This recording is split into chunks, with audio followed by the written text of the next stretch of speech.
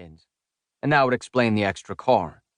And of course, it would be one of the gorgeous guys who starred in the pics all over Shirley's fridge.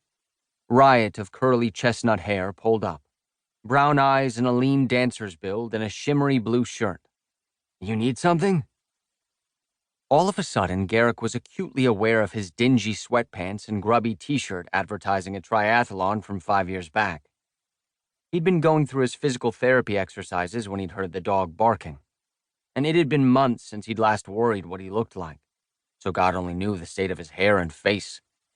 But something about this guy made him care.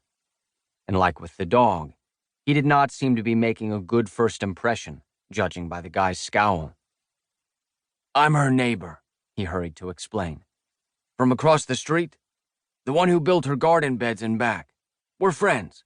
I need her help with a dog situation." "A dog situation?" The scowl dropped, leaving in its place a more speculative expression, one that showed off the guy's full mouth and high cheekbones. "She's mentioned you. She's resting right now, though. Said she had a bad arthritis night." "Heck. Yeah, don't wake her up. But there's a dog on my porch, a hurt stray, and I need to figure out what to do with it. It won't let me close." "On your porch?" He gestured behind Garrick. A quick swivel revealed the dog at the bottom of Shirley's driveway, looking expectantly at him. "I thought I told you to stay," Garrick said to the dog, then turned back to the young man, who was laughing now. Dimples, because of course. "Yeah, that's it. Seems friendly enough, but I don't have a leash, and I'm not sure what to do once I catch her." "Okay, hang tight. Let me make sure Mimi and Molly are secure, then I'll get a leash and some treats." The guy disappeared into the house. "Come on now. You don't need to be afraid." Garrick rolled toward the dog, hand outstretched. She let him get closer than she had on the porch, then started backing up. "Cookie? Who wants a cookie?"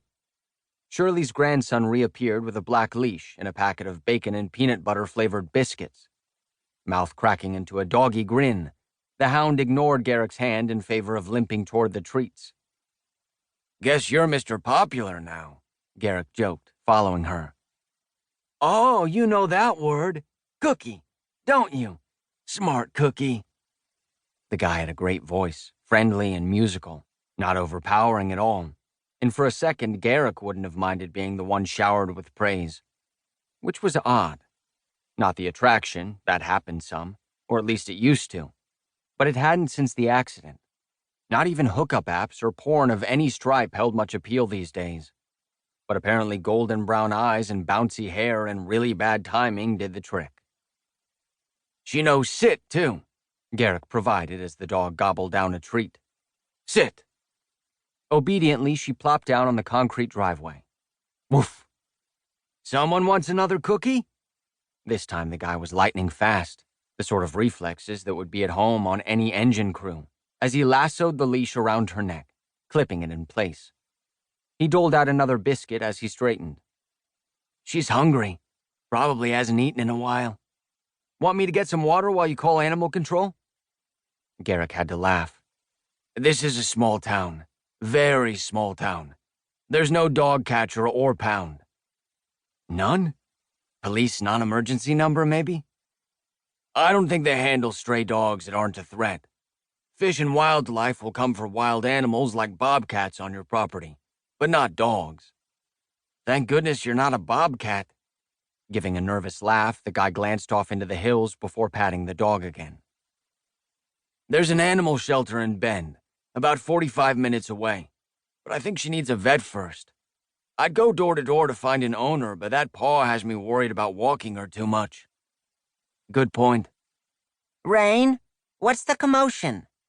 Shirley emerged from the house, walking a little slower than normal, but looking pretty with her long gray hair spilling down the back of a dress dyed the colors of an Oregon sunset. Rain. He had to be one of the Portland grandkids. They all seemed to have hippie names. Rain, Sky, Lark, and so on. And he was clearly used to bigger cities than Painter's Ridge, where no one who worked for the town was coming out for a lost dog. "Your, neighbor found a dog." Still holding the leash, Rain walked over to her. The name absolutely suited his lithe frame and natural grace to his